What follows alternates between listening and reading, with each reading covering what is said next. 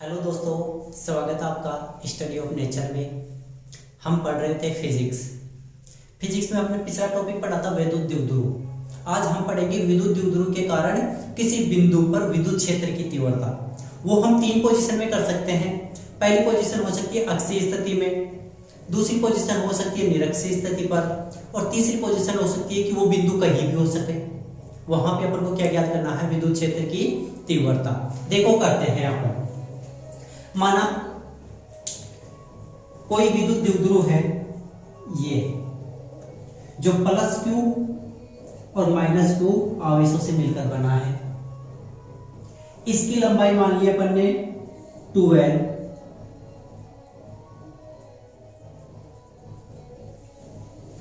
और इससे अक्षीय दूरी पर, अक्षीय स्थिति में ज्ञात करना है तो अक्षीय दूरी पर मानेंगे। इसकी से अक्षीय दूरी कौन सी होगी? या तो इधर हो सकती है, या फिर इसी को आगे बढ़ाए तो इधर की ओर हो सकती है। तो इसी अक्षीय दूरी पर, अक्षीय स्थिति पर कोई बिंदु होगा P। माना वो बिंदु है यहां पे P, जिस पर हमें क्या ज्ञात करना है? विद्युत क्षेत्र की तीव्रता। अब देखो, पिछली क्लास में क्वेश्चन आ रहे थे कि सर हमने वो बीच वाला बिंदु क्यों माना है O? ये बीच वाला बिंदु था O, ये क्यों माना था? अब जैसे हमें P पर विद्युत क्षेत्र की तीव्रता ज्ञात करनी है तो हम इसी से तो दूरी मानेंगे इसकी। अगर सपोज करो आप कि माइनस क्यू से माने अपन, इस बिंदु से माने P की दूरी, तो इधर प्लस क्यू नाराज हो जाएगा।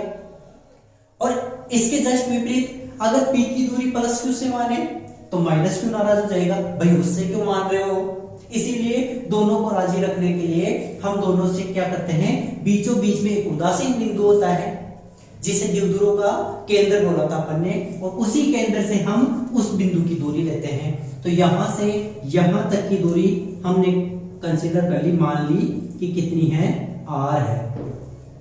तो द्विध्रुव से r दूरी पर कोई बिंदु स्थित है P, जहां पर अपन को क्या ज्ञात करना है? विद्युत क्षेत्र की तीव्रता ज्ञात करनी है। अब देखो, इसमें ध्यान दो, अगर हम सही से देखें ना तो यहां पर अपन को विद्युत क्षेत्र की तीव्रता ज्ञात करनी है बिंदु P पर। और बिंदु P पर हम कौन सा आवेश मान के चलते हैं? परीक्षण आवेश, जिसे टेस्ट चार्ज भी बोलते हैं अपन, या एकांक धन आवेश में बोलते हैं। तो यहां पर अगर हम थोड़ा सा ध्यान दें तो कौन सा आवेश होगा? एकांक धन आवेश, धन आवेश। अगर ये धन आवेश है तो इसके ऊपर ये भी बल लगाएगा, माइनस का क्यू भी, माइनस वाला आवेश भी बल लगाएगा, और इधर प्लस आवेश भी बल लगाएगा। माइनस आवेश बल लगाएगा कौन सा? इधर माइनस चार्ज है, इधर प्लस चार्ज है। क्या करेगा? ये अपनी ओर आकर्षित करेगा। इसको मान लेते हैं अपन बिंदु A, बिंदु A, बिंदु B। तो ये माइनस का क्यू P को क्या करेगा? अपनी ओर आकर्षित करेगा। मतलब इसकी तीव्रता कुछ इधर की ओर होगी, और इसको अपन ने मान लेंगे माइनस का क्यू, E माइनस क्यू। इसी प्रकार से बिंदु A भी इसके ऊपर बल लगाएगा, लेकिन ध्यान दो, यहां पे कौन सा आवेश है? प्लस का क्यू आवेश है, और यहां पे कौन सा आवेश है? प्लस का वन आवेश है, धनावेश है। और धनावेश में क्या होगा? प्रतिकर्षण। हमने बताया था कि समान आवेशों में हमेशा क्या होता है? प्रतिकर्षण होता है, और असमान आवेशों में क्या होता है? आकर्षण होता है। तो समान समान है, समान समान में तो हमेशा दूर दूरी भगेंगे। तो ये इसको क्या करेगा? दूर भगाएगा। मतलब जो E प्लस क्यू होगा वो क्या होगा? वो इधर की ओर होगा, E प्लस का क्यू। आई तो थोड़ी समझ में? आगे देखते हैं अपन।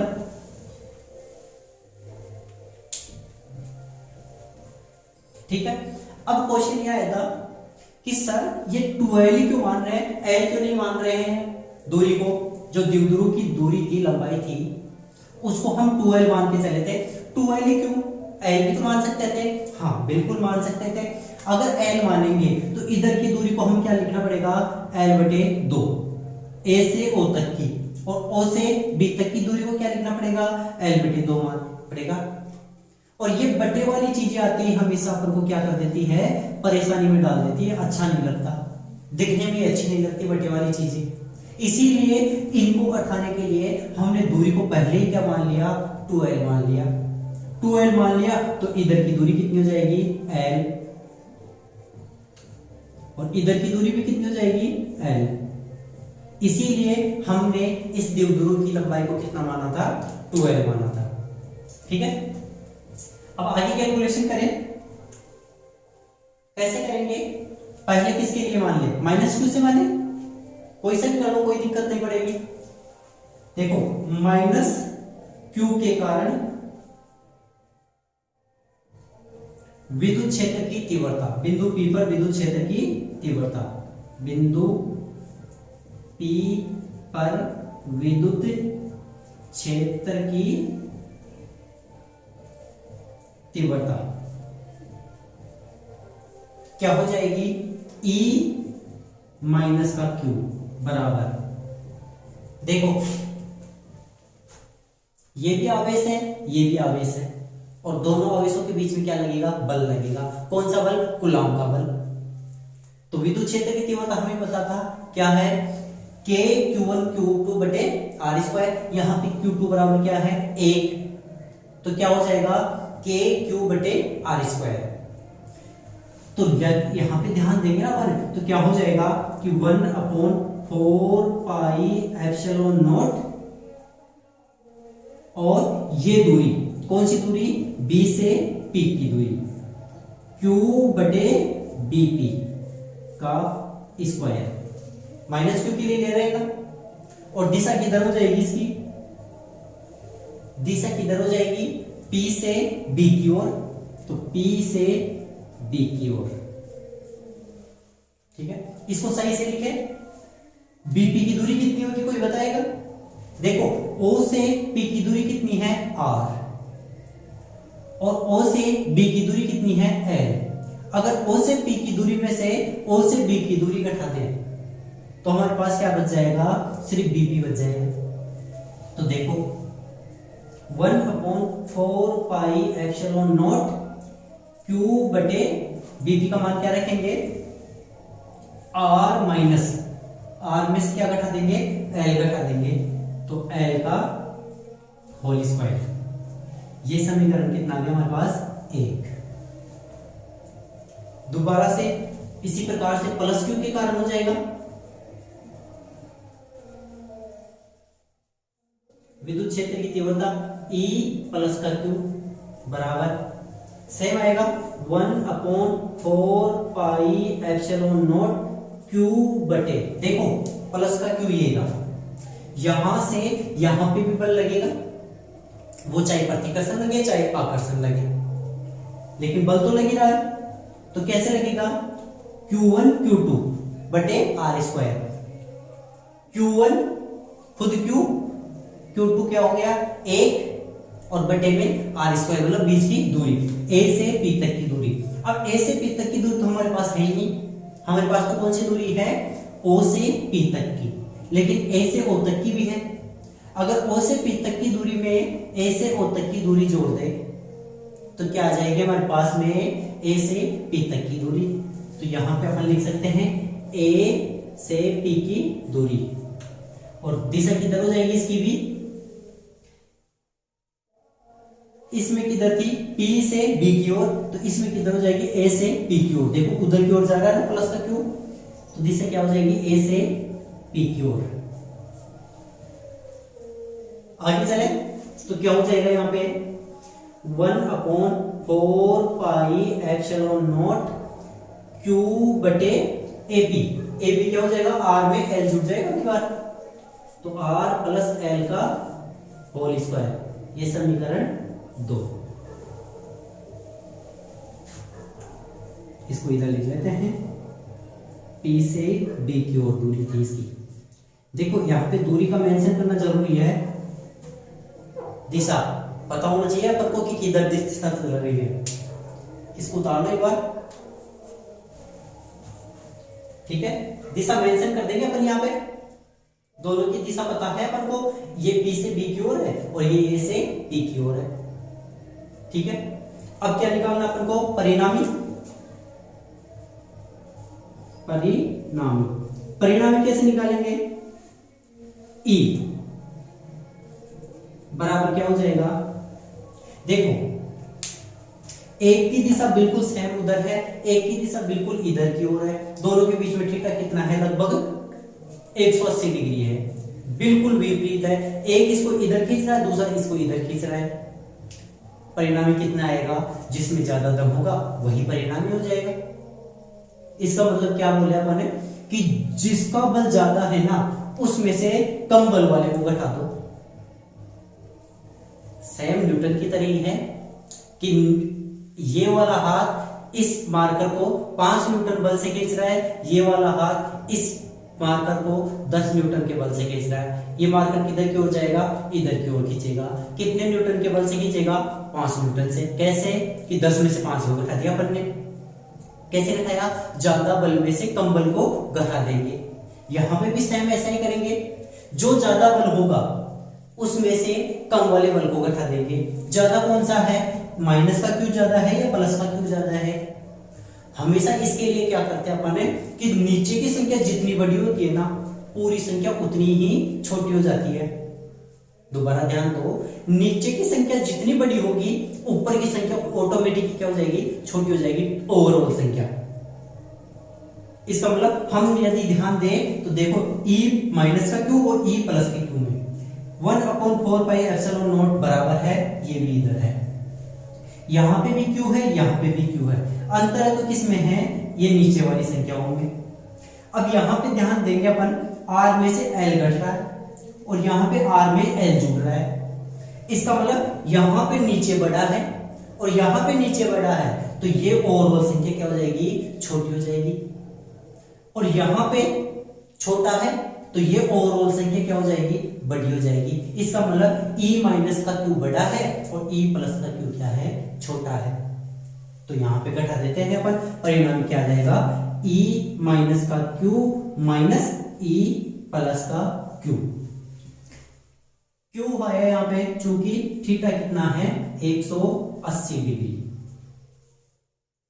इसीलिए हम ऐसा कर सकते हैं। देखो ये तो मैथमेटिकल रूप से हो गया।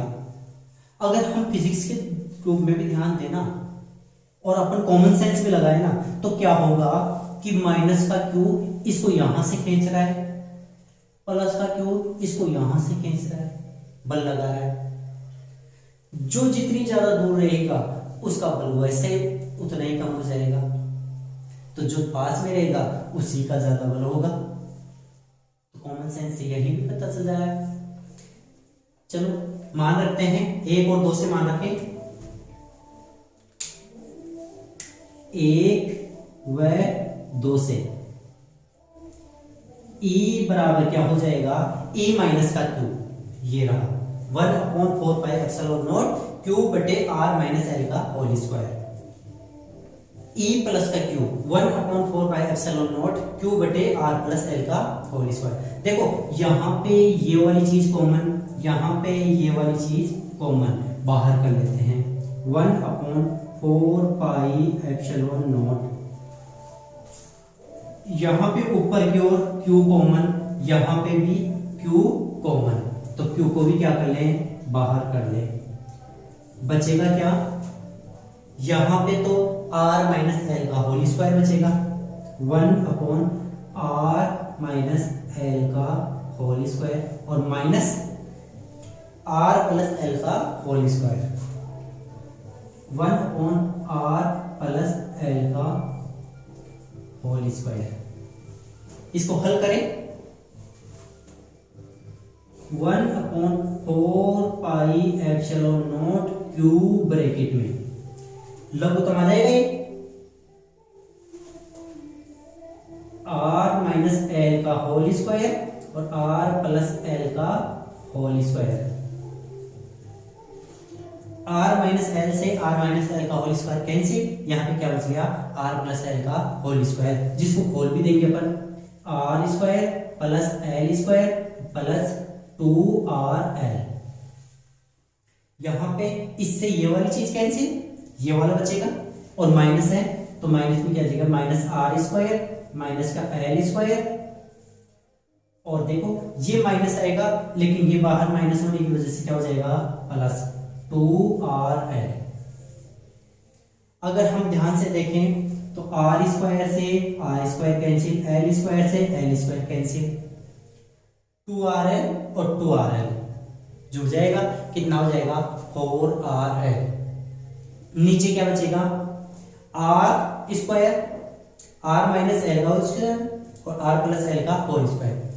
स्क्वायर को थोड़ी देर के लिए अगर हम भूल जाए तो क्या है आर माइनस एल और R plus L, A minus B और ए प्लस बी क्या होता है A square minus B square.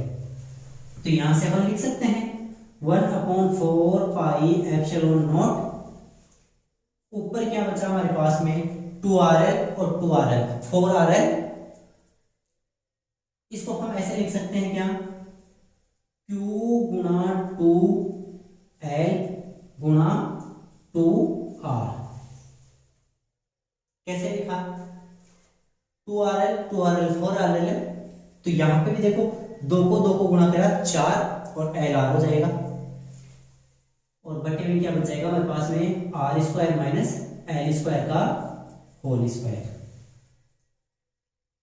अब आगे देखें Q गुणा 2L क्या है द्विध्रुव, कोई भी एक आवेश गुणा द्विध्रुव की लंबाई क्या कहलाती है द्विध्रुव आघूर्ण, जिसे हमने क्या किया था P से प्रेजेंट किया था।